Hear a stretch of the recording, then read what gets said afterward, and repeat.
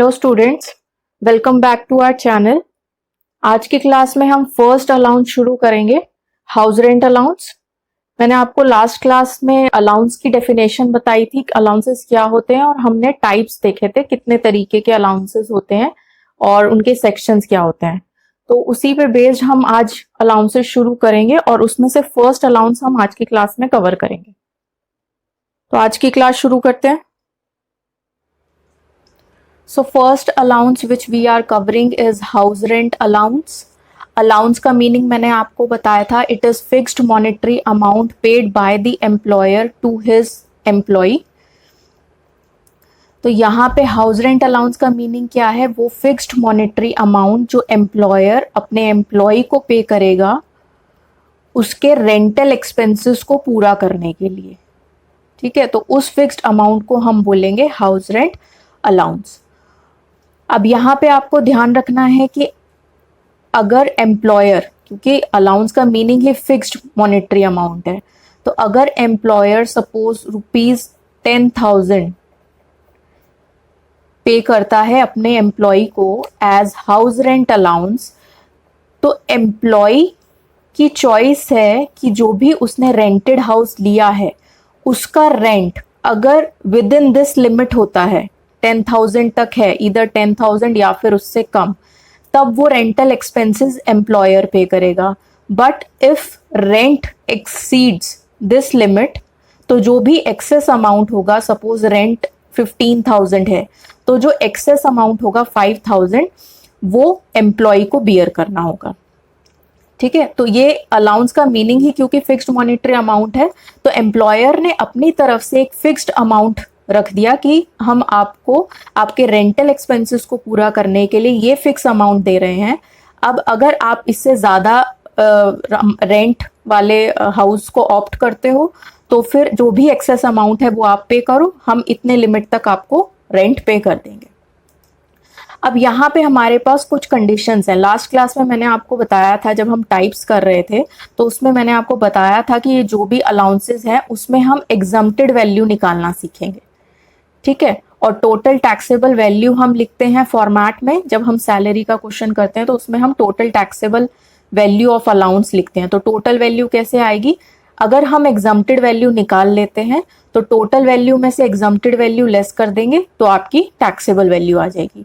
तो यहाँ पे हमें हाउस रेंट अलाउंस की एग्जम्प्टेड वैल्यू आप कैसे निकालते हो वो सीखना है। दूसरी इंपॉर्टेंट चीज आपको जो ध्यान में रखनी है वो ये है कि जो भी एम्प्लॉयर है वो अपनी तरफ से तो सारे एम्प्लॉयज को हाउस रेंट अलाउंस पे करेगा, क्योंकि अगर किसी भी कंपनी में 10 या 20 एम्प्लॉयज तो नहीं होंगे, ऑब्वियसली ज़्यादा एम्प्लॉयज होंगे, थाउजेंड्स में एम्प्लॉयज होंगे, तो हम हर एक का चेक नहीं रख सकते। हम हर एक एम्प्लॉयर हर एक एम्प्लॉय से जाके पूछे कि आप रेंट पे रहते हो तो आपको एचआरए मिलेगा, अगर आप रेंट पे नहीं रहते तो आपको एचआरए नहीं मिलेगा। This is not possible. इसलिए कंपनी की पॉलिसी में अगर है तो वो अपने सारे एम्प्लॉयज को हाउस रेंट अलाउंस पे करेगी, लेकिन एग्जम्पशन सिर्फ उसी एम्प्लॉय को मिलेगी जो रेंट पे रह रहा है। अगर कोई रेंट पे नहीं रह रहा है, वो अपने घर पे रहते हैं, तो फिर उनको ये एग्जम्पशन नहीं मिलेगी, उनके लिए complete house rent allowance will be taxable. ठीक है, तो ये आपको ध्यान में रखना है कि एग्जम्पशन उन्हीं को मिलेगी जो कि रेंटेड हाउस में रहते हैं। अब हमें देखना है कि क्या क्या कंडीशंस हैं जिनसे आप एग्जम्प्टेड वैल्यू फाइंड आउट कर सकते हो। तो हमारे पास 3 कंडीशंस है। 3 कंडीशंस होने का मतलब है कि आपके पास हर एक कंडीशन में एक अमाउंट आएगा। तो अगर मैंने लिखा है 1 2 3, तो आपके पास 3 अमाउंट्स आ जाएंगे। ठीक है, तो फर्स्ट देखते हैं। First condition is actual HRA received. तो प्रीवियस ईयर में आपको जितने भी मंथ्स का टोटल एचआरए रिसीव हुआ है वो आपने फर्स्ट कंडीशन में मेंशन करना है। तो फर्स्ट कंडीशन में आपने जितना भी प्रीवियस ईयर में टोटल एचआरए रिसीव हुआ वो लिख दिया। Second condition is rent paid minus 10% of salary. Exemption obviously आपको तभी मिलेगी अगर आप रेंटेड हाउस में रह रहे हो। रेंटेड हाउस में रह रहे हो तो आप कुछ ना कुछ रेंट पे कर रहे होगे, तो आपको यहाँ पे लिखना है रेंट पेड। प्रीवियस ईयर में आपने जितना भी रेंट पे किया टोटल वो, और उसमें से आप लेस कर दोगे सैलरी का 10%। थर्ड कंडीशन का ए एंड बी पार्ट है, तो दोनों में के बीच में और लिखा हुआ है, इसका मतलब इधर या तो 50% ऑफ सैलरी वाली कंडीशन अप्लाई होगी या फिर 40% ऑफ सैलरी वाली कंडीशन अप्लाई होगी, इन दोनों में से कोई एक।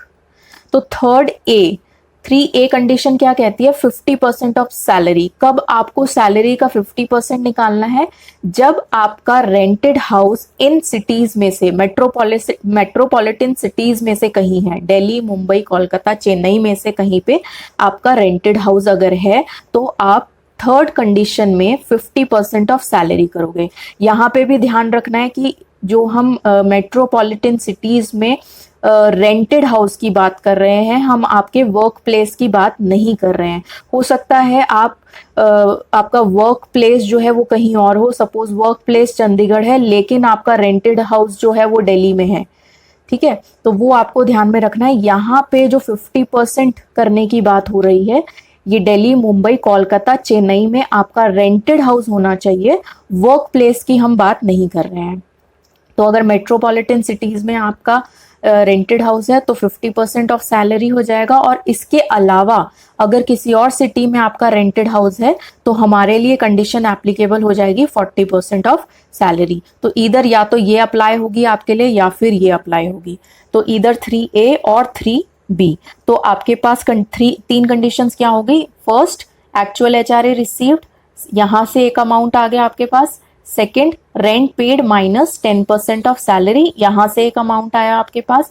उसके बाद इधर या तो 3A एप्लीकेबल होगा या फिर 3B एप्लीकेबल होगा, तो इनमें से कोई भी एक कंडीशन लगेगी तो यहाँ पे एक अमाउंट आ जाएगा आपके पास। तो आपके पास 3 अमाउंट आ जाएंगे।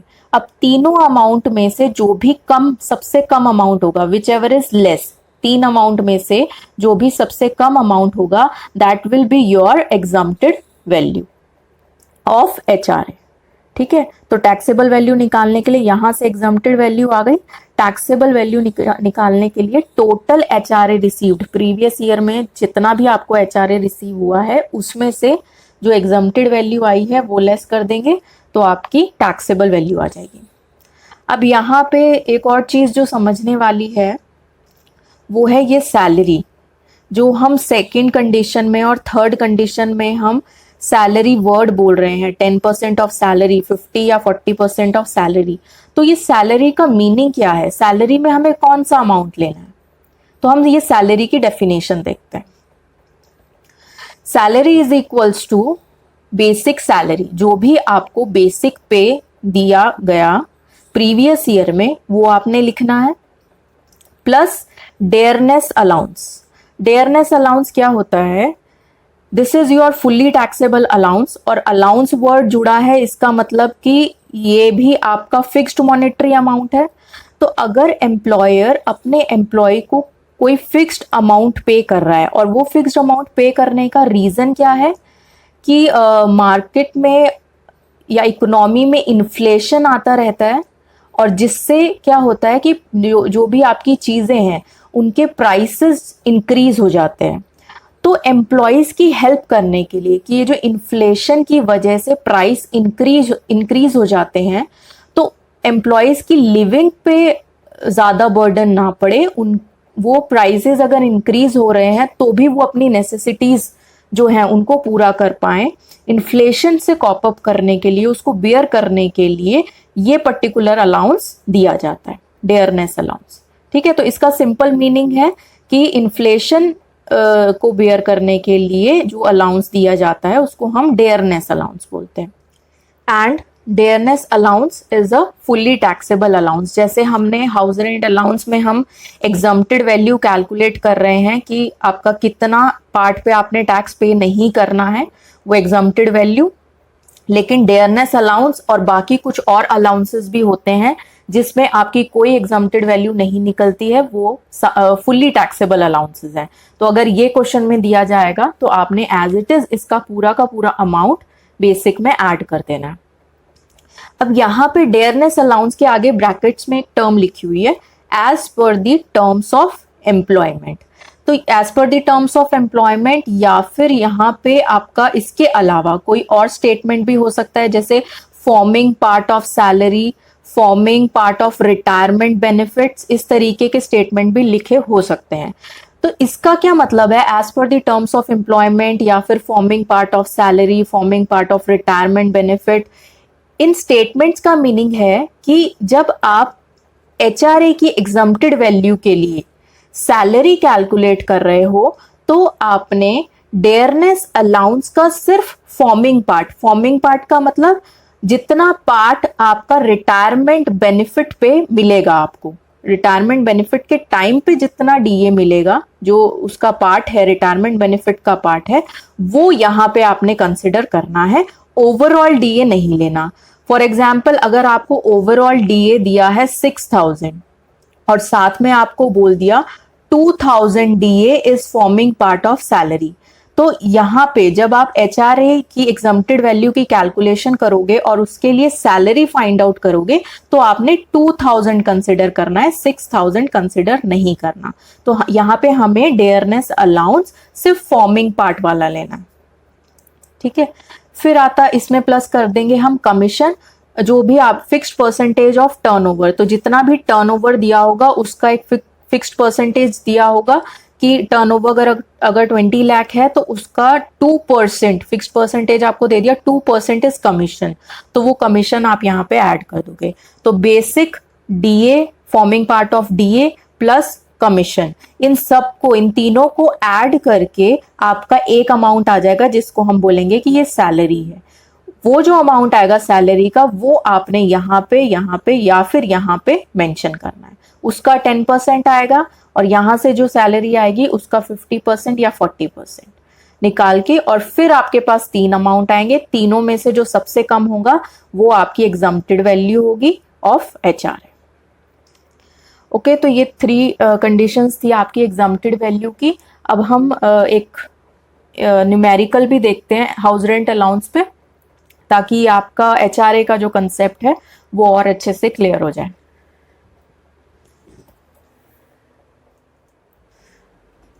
अब हम एक क्वेश्चन देख रहे हैं। इस क्वेश्चन में आपको कुछ इंफॉर्मेशन अवेलेबल है, इस इंफॉर्मेशन से आपको ग्रॉस सैलरी निकालनी है, ठीक है। ध्यान रखना है कि हमें ग्रॉस सैलरी निकालनी है। फॉर्मेट मैंने आपको लास्ट क्लास में बताया था, तो आप उसमें देख सकते हो कि क्या फॉर्मेट है। अब क्या इंफॉर्मेशन हमारे पास अवेलेबल है, हमें बेसिक सैलरी दिया है 30,000 पर मंथ, डीए यानी dearness allowance is 6,000 per month, और डेयरनेस अलाउंस में से 40% is part of retirement benefit, ये हमें ध्यान रखना है।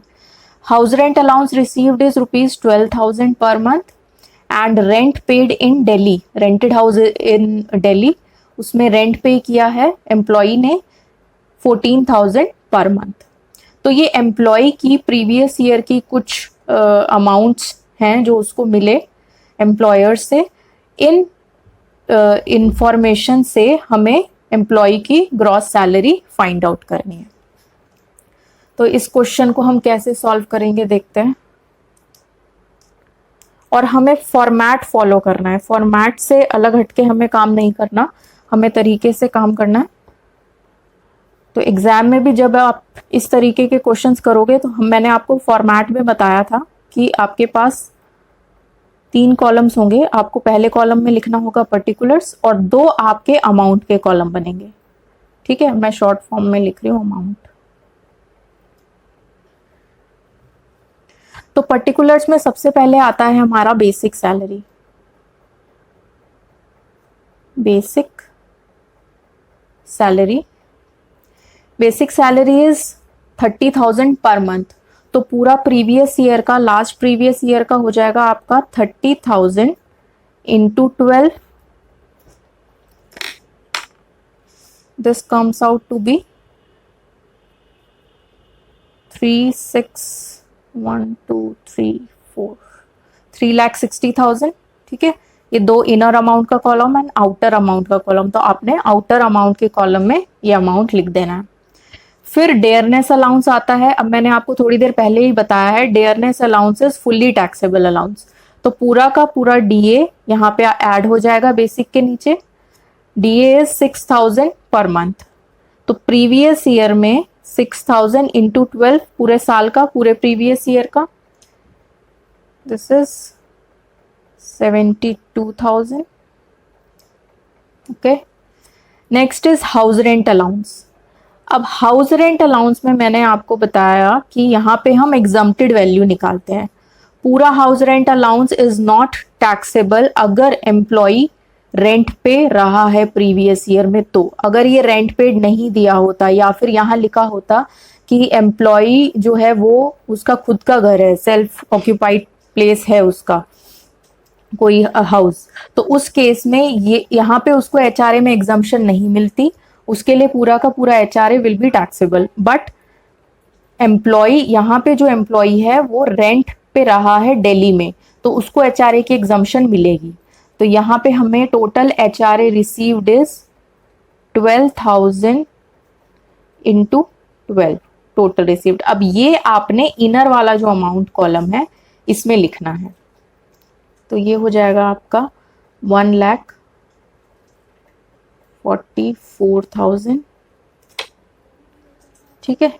अब यहां से टोटल रिसीव्ड में से आप लेस कर दोगे एग्जम्पशन जो भी आप निकालोगे एग्जाम्प्ट। मैंने आपको बताया कि टैक्सेबल एचआरए या किसी भी अलाउंस की टैक्सेबल वैल्यू कैसे आएगी, टोटल अलाउंस में से अगर हम उसकी एग्जम्प्टेड वैल्यू लेस कर दें तो टैक्सेबल वैल्यू आ जाएगी। तो वही टैक्सेबल वैल्यू तो हम यहाँ पे बेसिक में लिखते हैं। तो आपको अभी इसकी एग्जम्प्टेड वैल्यू निकालनी है, टोटल हमें ये दिया हुआ है।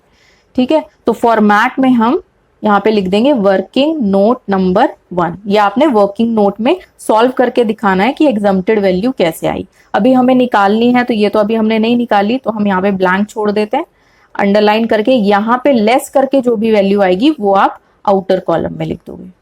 ठीक है। और कोई इंफॉर्मेशन तो हमें क्वेश्चन के हिसाब से नहीं दी गई है, तो यानी इसका मतलब यहाँ पे जो भी चीजें हैं इनका जब हम टोटल करेंगे, आउटर कॉलम में जितने भी अमाउंट आएंगे हमारे उनका जब हम टोटल करेंगे तो ये आपकी ग्रॉस सैलरी आ जाएगी।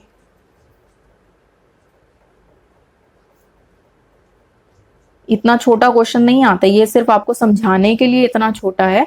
अदरवाइज जब हम सारे अलाउंसेस पढ़ लेंगे, आगे के परक्विजिट्स वगैरह पढ़ लेंगे, तो वो यहाँ पे ऐड होते जाएंगे और फिर उन सबका टोटल करते हुए आपकी ग्रॉस सैलरी आएगी। अभी तो ये सिर्फ हम फर्स्ट अलाउंस पढ़ रहे हैं, इसलिए ज्यादा बड़ा क्वेश्चन नहीं लिया मैंने, इसको छोटा ही रखा है ताकि समझ में आ जाए। तो अभी हमारा फॉर्मेट देखो कंप्लीट नहीं हुआ, एक मिसिंग फिगर है यहाँ पे। ये मिसिंग फिगर है जो हमें वर्किंग नोट में निकालनी है, और जब ये फिगर आ जाएगी तो इसमें से ये लेस कर देंगे, यहाँ पे वैल्यू आ जाएगी और फिर सबको टोटल करके हम यहाँ पे लिख देंगे, तो हमारी ग्रॉस सैलरी आएगी। ठीक है। तो अभी हमें एग्जम्प्टेड वैल्यू ऑफ एचआरए निकालना है।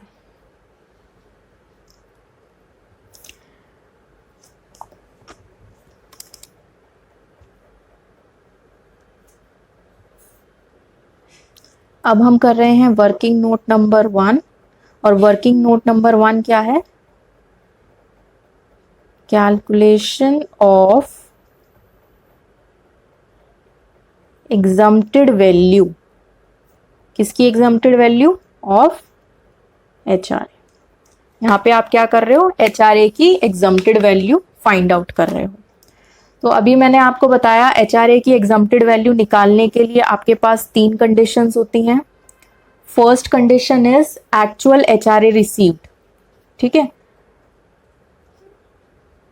Actual HRA received. Actual HRA received is 1,44,000, यानी फर्स्ट कंडीशन के हिसाब से आपका अमाउंट आ गया 1,44,000। Second condition is rent paid minus 10% of salary. Rent paid हमें क्वेश्चन में दिया था, यहां पे हमें रेंट पेड दिया हुआ है 14,000 पर मंथ। ठीक है। तो रेंट पेड हमारा हो जाएगा प्रीवियस ईयर में पूरे साल का 14,000 इंटू 12, यह हमारा रेंट पेड हो गया, माइनस 10% ऑफ सैलरी। अब हमारे पास सैलरी का अमाउंट नहीं है, वो अभी हमें निकालना है, तो हम थोड़ी देर के लिए इसको ब्लैंक छोड़ देते हैं। ठीक है। हमें फॉर्मेट में ही चलना है, सीधा पहले ही आप सैलरी मत निकालना शुरू करना, हमें फॉर्मेट में तरीके से चलना है। ठीक है। तो हम थोड़ी देर के लिए यहाँ पे अमाउंट स्किप कर देते हैं, और हमें इसकी कैलकुलेशन के लिए भी स्पेस चाहिए, तो हम थोड़ा सा स्पेस छोड़ के और हम थर्ड कंडीशन पे आ जाएंगे। थर्ड कंडीशन में हमें क्वेश्चन में बोला था रेंट पेड इन दिल्ली, और थर्ड कंडीशन थी हमारी मेट्रोपॉलिटन सिटीज के लिए 50% ऑफ सैलरी और एनी अदर प्लेस के लिए 40% ऑफ सैलरी। तो ये दिल्ली में है रेंटेड हाउस, तो हमें पता चल गया थर्ड कंडीशन हमारे लिए एप्लीकेबल होगी। Third condition will be 50% of salary. ठीक है, तो यहां पे भी अभी हमें सैलरी निकालना है, तो हम थोड़ा स्पेस छोड़ देते हैं और फिर हम उसके बाद यहाँ पे हम निकालते हैं हमारी सैलरी। तो salary is equals to basic, मैं थोड़ा शॉर्ट में लिख दूंगी, प्लस डीए। डीए पूरा नहीं होता है, फॉर्मिंग पार्ट होता है। फॉर्मिंग पार्ट मतलब जो रिटायरमेंट बेनिफिट वाला पार्ट है, जितना टोटल डीए में से कितना रिटायरमेंट बेनिफिट वाला पार्ट है वो आपने यहाँ पे लेना है, प्लस कमीशन। कमीशन जो भी आपकी फिक्स्ड परसेंटेज अगर दिया है तो लिख देंगे और नहीं दिया है तो हम नहीं लिखेंगे। तो बेसिक हमें दिया था, बेसिक हमने निकाला भी था ये वाला 3,60,000। ठीक है, तो ये हम लिख देंगे यहाँ पे 3,60,000 प्लस डीए हमें फॉर्मिंग पार्ट लेना है। अब हम आ जाते हैं हमारे क्वेश्चन पे।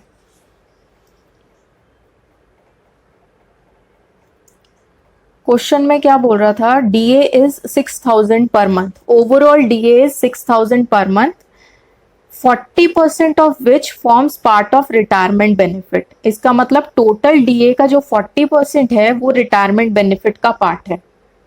अगर यहाँ पे क्वेश्चन में परसेंटेज नहीं लिखा होता, सिर्फ लिखा होता 6,000 पर मंथ और उसके आगे ब्रैकेट्स में लिखा होता forms part of retirement benefit, तो हम कंसिडर करते कि पूरा का पूरा डीए जो है वो रिटायरमेंट बेनिफिट का पार्ट है और एचआरए की एग्जम्प्टेड वैल्यू की कैलकुलेशन में हम पूरा डीए ले लेते।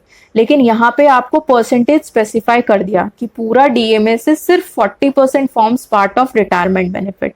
इसका मतलब हमारा पूरा डीए था हमारा पूरे पिछले साल का, प्रीवियस ईयर का कंप्लीट डीए डेयरनेस अलाउंसेस 72,000। तो 72,000 का जो 40% है that forms part of retirement benefit. इसका मतलब ये जो हम सैलरी की कैलकुलेशन कर रहे हैं यहाँ पे डीए में फॉर्मिंग पार्ट हमें लेना है, तो जो हम सैलरी की कैलकुलेशन में डीए लेंगे वो हम 40% लेंगे। कंप्लीट डीए 72,000 था, तो 72,000 का 40%। ठीक है, तो ये आ जाएगा आपका 288,000। ओके, कमीशन तो हमें कुछ भी क्वेश्चन में नहीं दिया तो इसको हम स्किप कर देंगे, जब कुछ दिया ही नहीं है तो फिर क्या लिखना है। ठीक है, तो बेसिक हमारा ओवरऑल आ जाएगा, लेकिन डीए जो हमारा 40% था फॉर्मिंग पार्ट, ओवरऑल डीए का 40% वो हमें यहाँ पे कंसिडर करना है। अब इसका हम टोटल कर देंगे तो हमारी सैलरी आ जाएगी। तो ये टोटल आ जाएगा आपका 3,88,800। ठीक है, अब ये हमारी सैलरी आ गई, इसको हम हमारी कंडीशंस में लिख देंगे। 3,88,800 आ जाएगा आपका यहाँ पे, 10% ऑफ सैलरी था, तो 3,88,800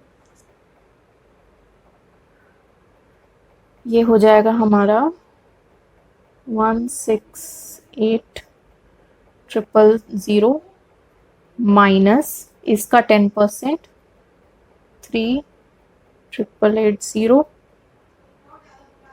ठीक है, और ये लेस करके आपका हो जाएगा, यानी सेकेंड वैल्यू जो आ जाएगी आपकी, इसको हम थोड़ा सा सेपरेशन मार्क कर देते हैं यहाँ पे ताकि आपको थोड़ा पता चल जाए। ये अमाउंट लेस करके आ गया आपका 1,29,120। ठीक है, आप भी साथ के साथ कैलकुलेशन करोगे। फिर हमें निकालना था 50% ऑफ सैलरी।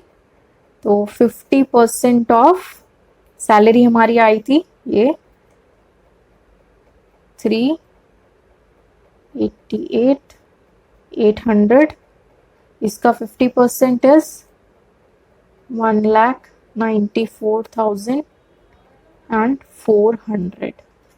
ओके, अब यहाँ पे हमारे पास जो तीन कंडीशंस हमने देखी, तीनों कंडीशन से हमारे पास तीन अमाउंट्स आ गए हैं।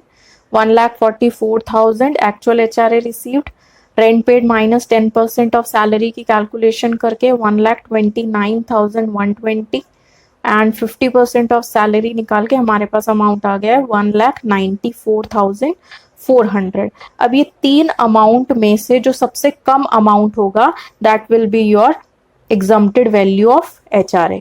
तो यहाँ पे हमारा सबसे कम अमाउंट है दिस वन 1,29,120। ये आपकी एग्जम्प्टेड वैल्यू हो जाएगी, एग्जम्प्टेड वैल्यू ऑफ HRA।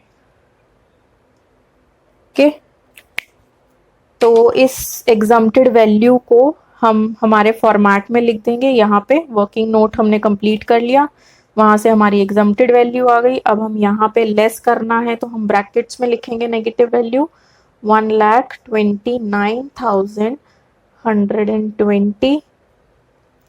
ठीक है, इसमें से लेस कर देंगे तो ये आ जाएगा आपका लेस 129,120, ये आ गया आपका 14,880, 14,880।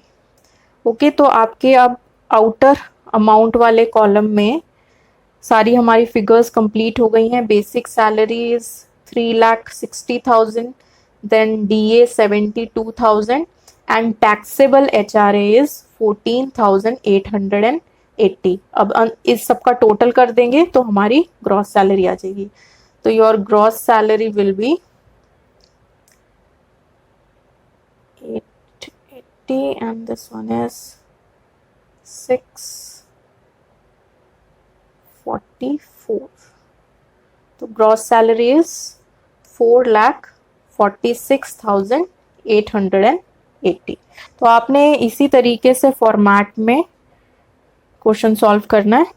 ठीक है, ये सबसे आपका इजी वाला क्वेश्चन था जिसमें आपको कमीशन भी नहीं दिया था और कुछ चेंजेस भी नहीं थे। मतलब बेसिक भी पूरे साल जो है सेम था, HRA भी सेम था और रेंट पेड में भी कुछ चेंजेस नहीं आ रहे थे। तो हमने बिल्कुल सिंपल तरीके से क्वेश्चन को सॉल्व कर दिया। अब हम थोड़ा सा कॉम्प्लिकेटेड क्वेश्चन देखते हैं कि अगर क्वेश्चन में चेंजेस आ जाए, मतलब बीच में कहीं 12 महीने हैं प्रीवियस ईयर में फ्रॉम अप्रैल 19 टू मार्च 20, तो इस पीरियड में बीच में कहीं हमारी बेसिक चेंज हो जाती है या HRA चेंज हो जाता है या फिर रेंट पेड चेंज हो जाता है, तब हम उस क्वेश्चन को कैसे सॉल्व करेंगे अगर हमें HRA की एग्जम्प्टेड वैल्यू निकालनी है तो। ठीक है, तो आई होप ये क्वेश्चन तो इजी था, तो ये आपको समझ में आ गया होगा। अब हम नेक्स्ट क्वेश्चन देखते हैं।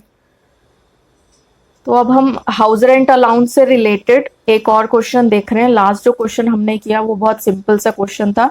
अब इस क्वेश्चन में कुछ कॉम्प्लिकेशंस हैं, चेंजेस आ रहे हैं प्रीवियस ईयर में।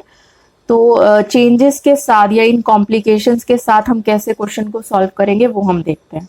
तो इस क्वेश्चन में एम्प्लॉय की बेसिक सैलरी हमें दिया है ₹5,000 पर मंथ और साथ में इंफॉर्मेशन दी है increment of ₹500 in basic salary with effect from 1 Feb 2020। इसका मतलब जो एम्प्लॉय है उसकी बेसिक सैलरी प्रीवियस ईयर में 5,000 पर मंथ थी, लेकिन प्रीवियस ईयर के जो 2 मंथ्स है फेब एंड मार्च 20, इन 2 महीनों में एम्प्लॉय की बेसिक सैलरी में ₹500 का इंक्रीमेंट हो गया। इसका मतलब Feb and March in 2 months में एम्प्लॉय की बेसिक सैलरी होगी 5,000 प्लस 500 का जो इंक्रीमेंट लगा तो 5,500। ठीक है। अप्रैल 19 से लेके जनवरी 20 तक 5000 पर मंथ की सैलरी, बेसिक सैलरी थी, लेकिन फेब एंड मार्च में 5500 पर मंथ हो गई इंक्रीमेंट लगने के बाद। फिर हम आ जाते हैं डेयरनेस अलाउंस पे। डेयरनेस अलाउंस हमें दिया है 100% ऑफ बेसिक सैलरी, जितना भी बेसिक सैलरी होगी उसका 100% आपका डेयरनेस अलाउंस है। लेकिन साथ में बोला है 50% of which is included in the salary as per terms of employment. इसका मतलब जो हमें अगर अलग से दिया होता था कि इतना percentage part is retirement benefit या फॉर्मिंग पार्ट जो है आपका इतना परसेंट है, तो वो मैंने आपको पहले भी बताया कि किसी भी तरीके से स्टेटमेंट लिखा हो सकता है। तो ये वाला जो पार्ट है जो 50% हमें कंसिडर करना है, ये हमें एचआरए की एग्जम्प्टेड वैल्यू निकालते टाइम कंसिडर करना है। हाउस रेंट अलाउंस हमें दिया है ₹3000 पर मंथ।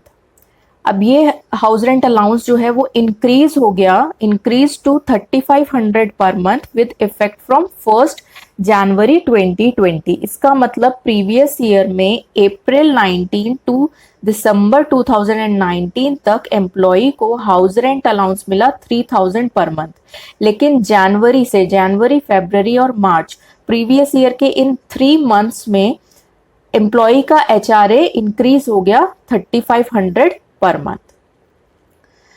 रेंट पेड, जो भी एम्प्लॉय है उसने रेंट कितना पे किया है, अप्रैल एंड मई 2019 में उसने कोई भी रेंट पे नहीं किया क्योंकि वो अपने पेरेंट्स के साथ रह रहा था, as he stayed with his parents, तो उसने कोई रेंट पे नहीं किया।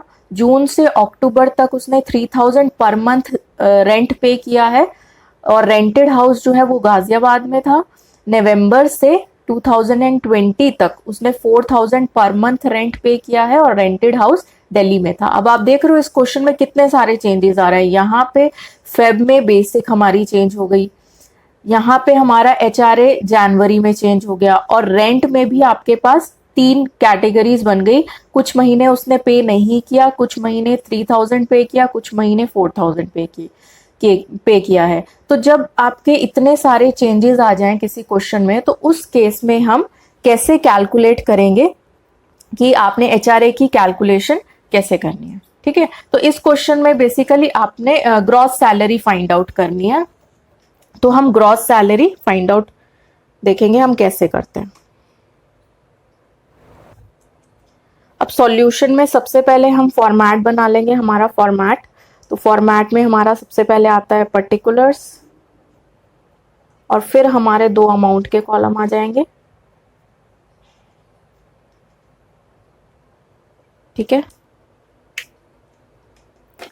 फॉर्मेट में सबसे पहले हमें लिखना है बेसिक सैलरी। बेसिक सैलरी, अब बेसिक सैलरी कितनी होगी, यहाँ पे सीधा 5000 इंटू 12 नहीं कर देना।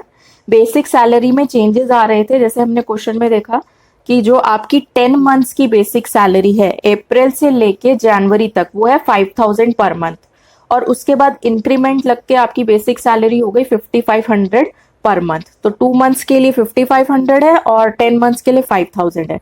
तो जब हम फॉर्मेट में सॉल्यूशन में जब आप लिखोगे तो उसमें भी आप यहाँ पे मेंशन कर दोगे बेसिक सैलरी कितनी है, 5000 into 10 months plus 5500 into 2 months.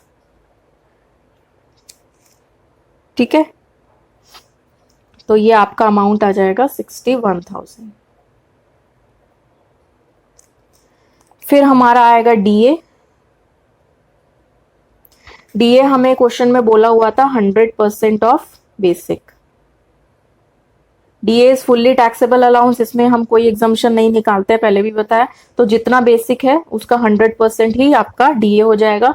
तो ये एज इट इज 61,000 आ जाएगा, इसी का 100% इज 61,000। फिर हमारा आता है एचआरए।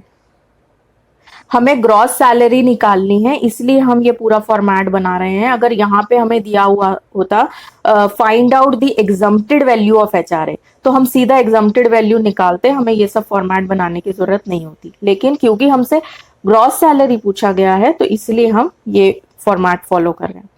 तो अब एचआरए में भी देखो, क्वेश्चन में एचआरए में भी चेंजेस आए थे। 3000 पर मंथ था, तो आपका अप्रैल 19 से लेके दिसंबर 19, 9 मंथ्स के लिए 3000 था, फिर 3500 हो गया, यानी 9 मंथ्स का 3000, 3 मंथ्स का 3500। तो यहाँ पे आपको टोटल लिखना है, तो ये आपका आ जाएगा 3000 इंटू 9 प्लस 3500 इंटू 3, और ये अमाउंट आएगा आपका इनर कॉलम में, इनर अमाउंट कॉलम में, क्योंकि इसमें से अभी आपने एग्जम्प्टेड वैल्यू लेस करनी है। तो ये हो जाएगा आपका 27 प्लस, कैलकुलेशन ध्यान रखनी है आप गलत ना करो, 37,500। ओके, अब इसमें से हमें एग्जम्प्टेड वैल्यू लेस करनी है, तो लेस एग्जम्प्ट, जितना भी हमारा एग्जम्प्ट होगा वो हम वर्किंग नोट में निकालेंगे। ठीक है, ये वर्किंग नोट्स आपने सारा बना के दिखाना है। जो भी वैल्यू आएगी वो हम यहाँ पे लेस कर देंगे, नेगेटिव वैल्यू है इसलिए हम ब्रैकेट्स में लिखेंगे, और यहाँ से लेस करने के बाद जो वैल्यू आएगी वो यहाँ पे आ जाएगी। और कुछ चीज़ें इंफॉर्मेशन हमारा क्वेश्चन में है नहीं, तो हम इन तीनों को जब ऐड करेंगे तो हमारी ग्रॉस सैलरी आ जाएगी। यहाँ पे हमारी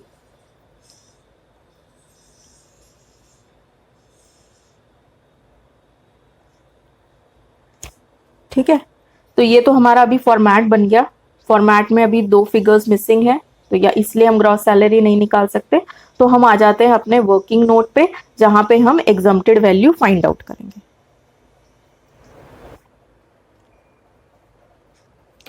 अब आप यहाँ पे देख रहे हो कि हमें एग्जम्प्टेड वैल्यू निकालनी है एचआरए की, यहाँ पे फिल करने के लिए, और मैंने एक टेबल बना दिया है। अब टेबल बनाने की जरूरत क्यों पड़ी, क्योंकि हमारे क्वेश्चन में बहुत सारे चेंजेस आ रहे थे।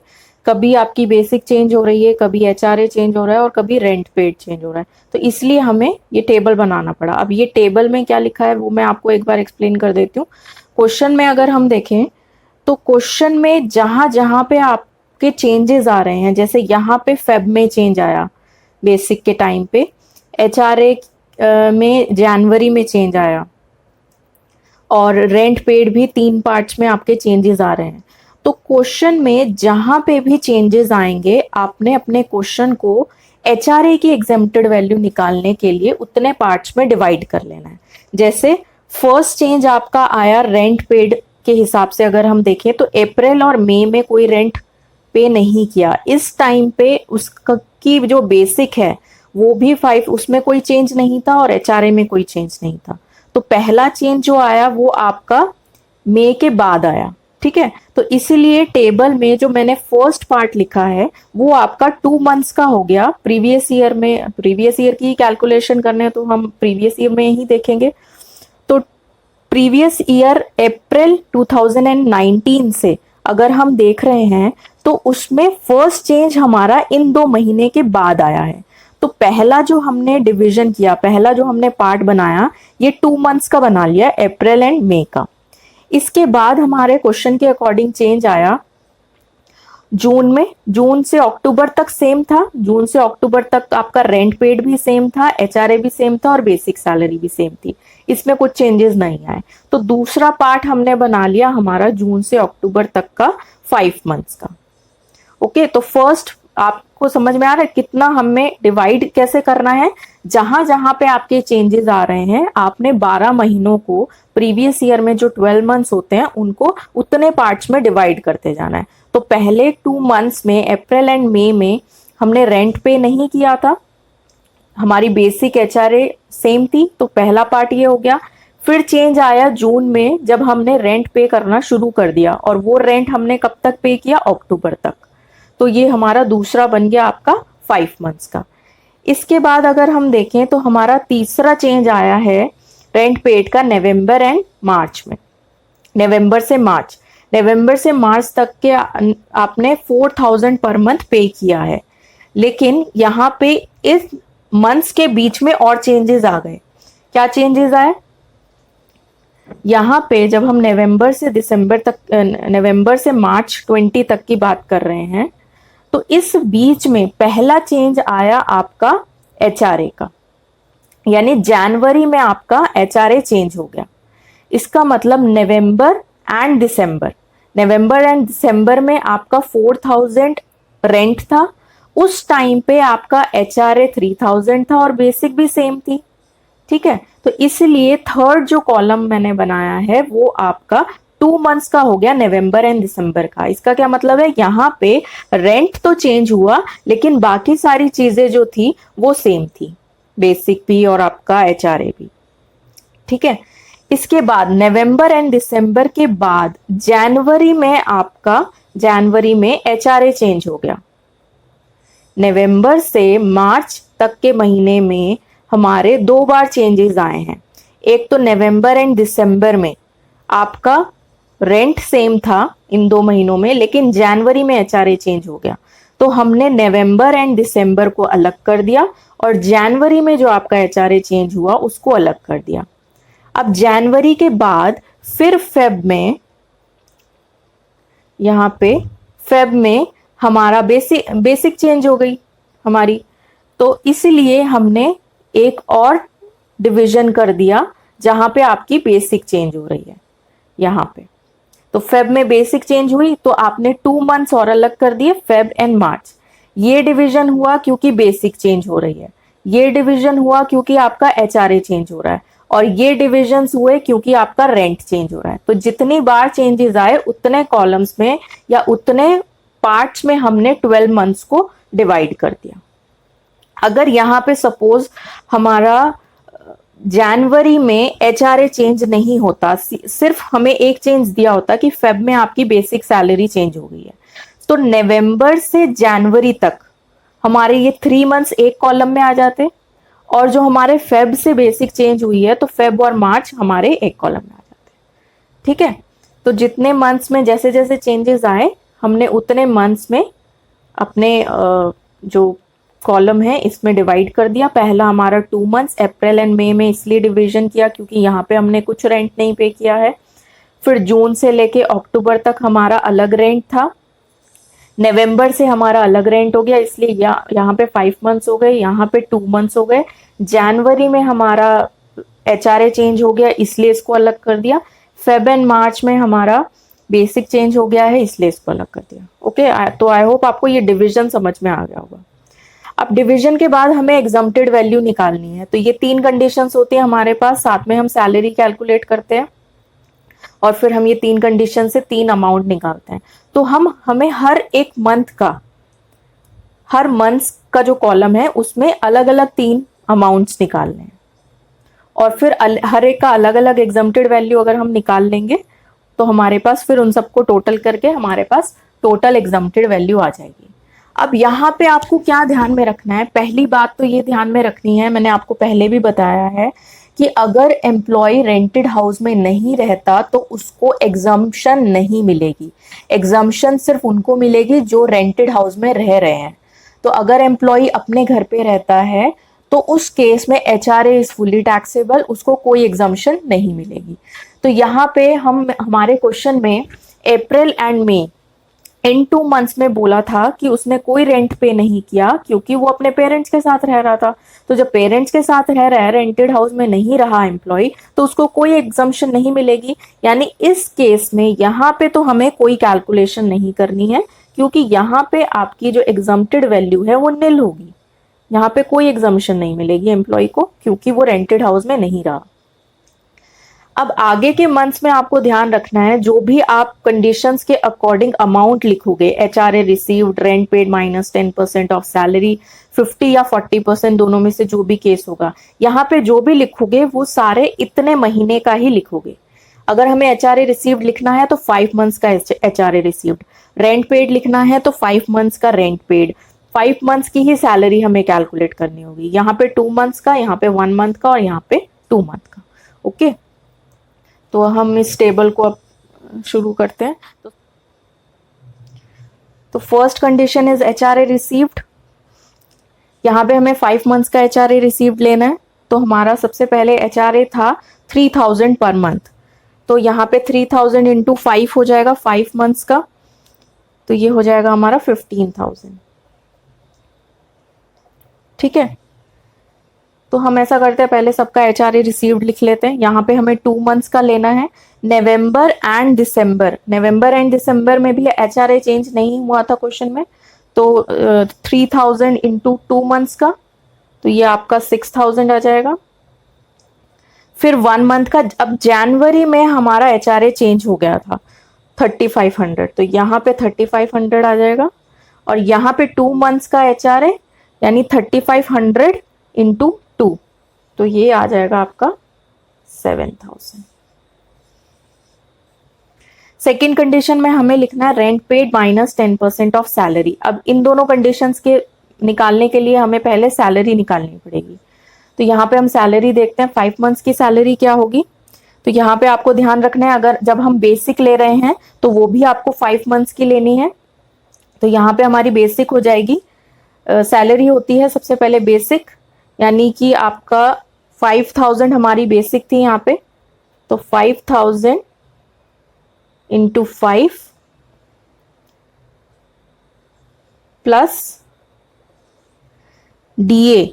अब यहां पे आपको ध्यान रखना है कि DA हमें बोला था क्वेश्चन में, DA is 100% of basic salary and 50% is part of retirement benefit, या फिर क्वेश्चन में जैसे दिया हुआ है as per terms of employment.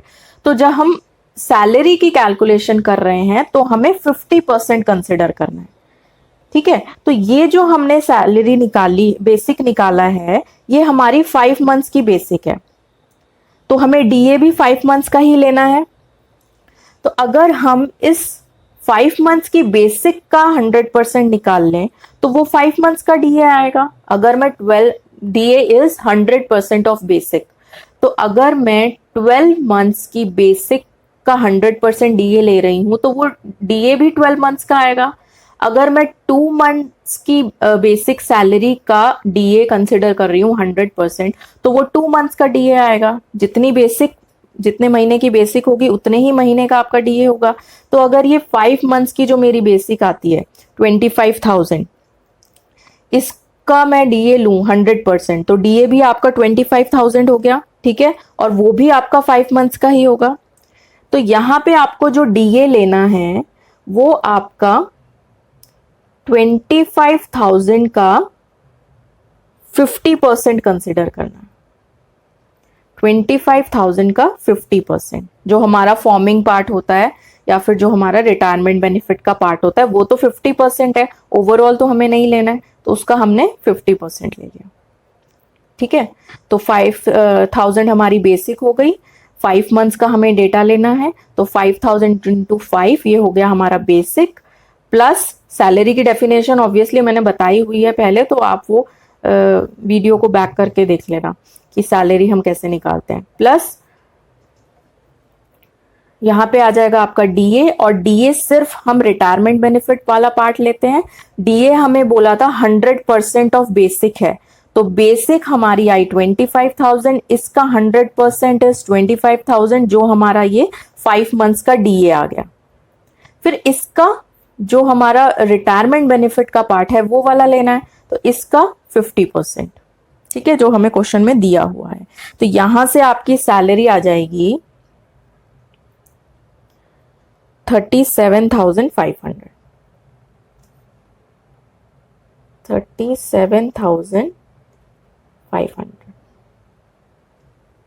ठीक है। ये मैंने आपको यहाँ पे बता दिया, यहाँ पे फिर मैं सीधा अमाउंट लिख दूंगी, एक कॉलम में मैंने आपको समझा दिया।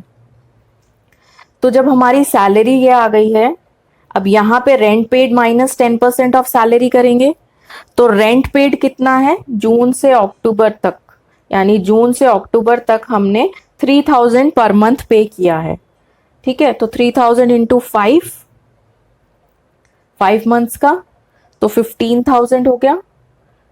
तो rent paid is 15,000 minus 10% of salary, तो सैलरी इज 37,500, इसका 10%, तो 10% 3750 हो जाएगा, 3750। तो यहाँ पे हमारा सेकंड कॉलम में जो हमारी सेकंड कंडीशन है उसका अमाउंट आ जाएगा 11,000, 250। ठीक है। थर्ड कंडीशन में यहाँ पे वो कह रहा था जून से लेके अक्टूबर तक क्वेश्चन में बताया है कि रेंटेड हाउस जो है वो गाजियाबाद में है, तो यहाँ पे 40% ऑफ सैलरी वाली कंडीशन आएगी, तो 40% ऑफ दिस, तो थर्ड कंडीशन के लिए इसका 40% कर देंगे, तो ये हमारा आ जाएगा 37500 का 40% इज 15,000। ठीक है, तो हमारे 5 मंथ्स यहाँ पे तो नील हो गया, रेंट पे नहीं रहा तो कोई एग्जाम्पशन नहीं मिलेगी।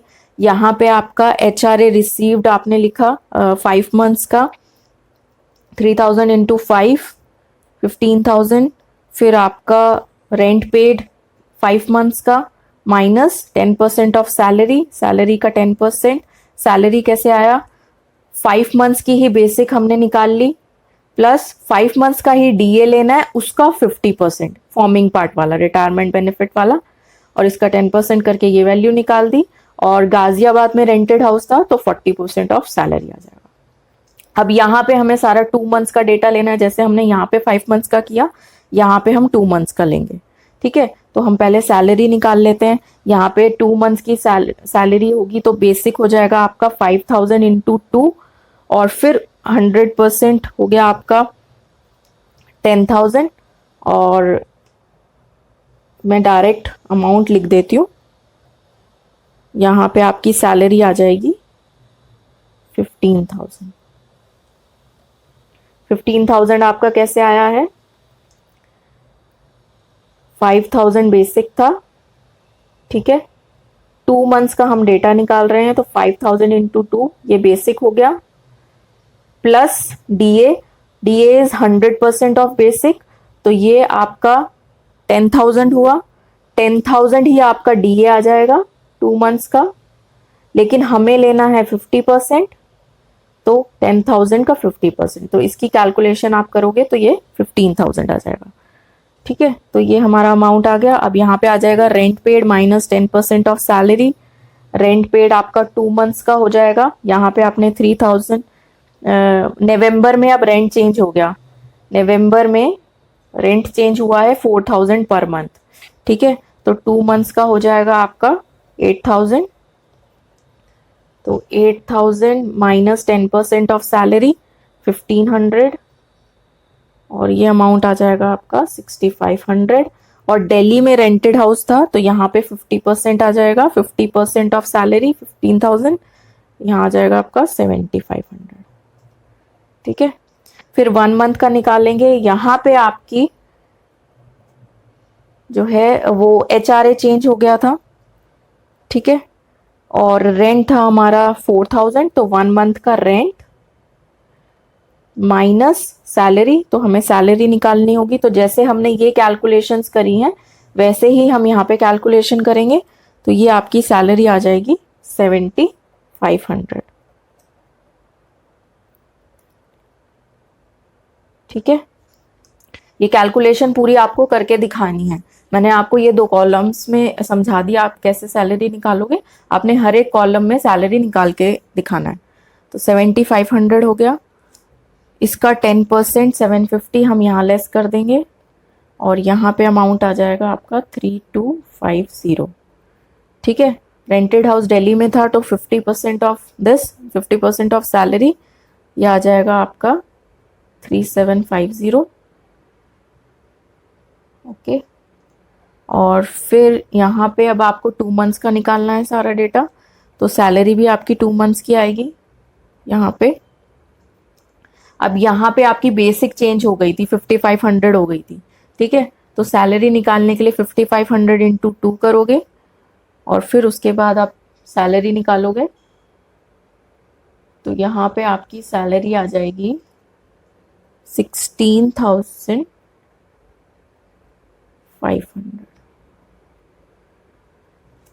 यहाँ पे 2 मंथ्स का रेंट पेड,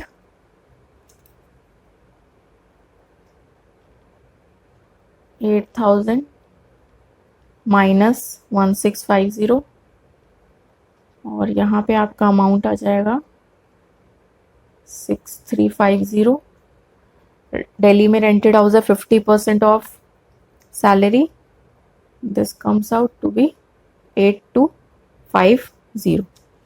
ठीक है, तो ये हमारा टेबल हमने बनाया जिसमें हमने मंथ्स में डिवाइड कर दिया था। सैलरी सब चीज़ें जो हमने इतने महीने की ही निकाली हैं, 5 मंथ्स के हिसाब से सारी चीज़ें, 2 मंथ्स के हिसाब से सारी calculation, 1 month and 2 month. In 2 columns में मैंने आपको सैलरी समझा दी कि कैसे आएगी, बाकी 2 कॉलम्स में भी आप सेम तरीके से ही फाइंड आउट करोगे। ठीक है, अब हमें हर एक हमारी एग्जम्प्टेड वैल्यू क्या होती है, 3 फिगर्स हमारे पास आती हैं, उसमें से जो मिनिमम वैल्यू होगी that will be your exempted value. तो हम तीनों में से हमारी मिनिमम वैल्यू कौन सी है वो देखते हैं। हर एक कॉलम में 3 में से मिनिमम वैल्यू, तो पहले कॉलम में हमारी फर्स्ट वैल्यू इज 15,000, 11,250 एंड 15,000, तो हमारी मिनिमम वैल्यू इज 11,250। ठीक है, नेक्स्ट में हमारा यहाँ पे हमारे पास है 6,000, 6,500 एंड 7,500, तो यहाँ से मिनिमम वैल्यू इज 6,000।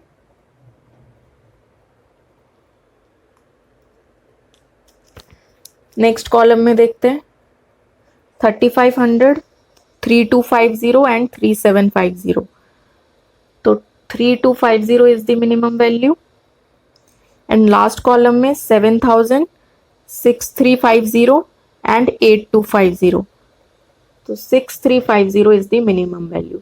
तो हर एक कॉलम में से जो मिनिमम वैल्यू है वो हमने निकाल लिया कि यहाँ पे इतनी एग्जम्पशन मिलेगी, इस कॉलम 2 मंथ्स के हिसाब से इतनी एग्जम्पशन, इसमें इतनी और इसमें इतनी। तो आपकी टोटल एग्जम्प्टेड वैल्यू क्या हो जाएगी, यहाँ पे तो निल है, तो nil plus 11,250 plus 6,000 plus 3,250 plus 6,350। Okay, इन सब का टोटल करके आपकी टोटल एग्जम्प्टेड वैल्यू आ जाएगी जो आप यहाँ लिखोगे।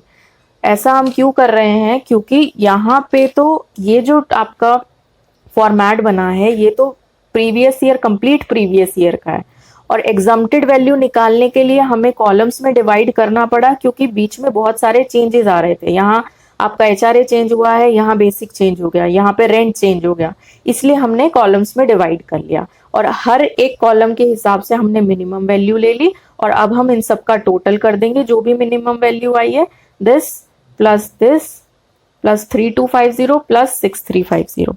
ठीक है, तो इन सब का आप टोटल कर दोगे तो ये वैल्यू आ जाएगी आपकी 26,850। ओके, तो total HRA received is 3,7500 less exempted value 26,850, तो आपकी टैक्सेबल HRA की वैल्यू आ जाएगी 10,650। और अब आप इन सब का टोटल कर दोगे 61,000 एंड 10,650, तो ये आपका आ जाएगा 132650। ये आपकी ग्रॉस सैलरी आ गई। ठीक है, तो आज की क्लास में हमने HRA समझा क्या होता है, एक हमने सिंपल क्वेश्चन देख लिया और एक ये हमने थोड़ा सा कॉम्प्लिकेटेड क्वेश्चन देखा है। प्रैक्टिस आपको करनी है क्वेश्चंस की ताकि आपको और फिर अच्छे से समझ में आए। जब तक खुद प्रैक्टिस नहीं करोगे तो समझ में नहीं आएगा ठीक से। तो ये क्वेश्चन हमने देखा आज, तो हमारा आज की क्लास में HRA कंप्लीट हो गया। नेक्स्ट क्लास में हम आगे के और जो हमारे अलाउंसेस हैं वो हम कवर करेंगे। ओके, तो आज की क्लास में इतना ही, नेक्स्ट क्लास में मिलते हैं। Okay, bye. Do like, share and subscribe our YouTube channel.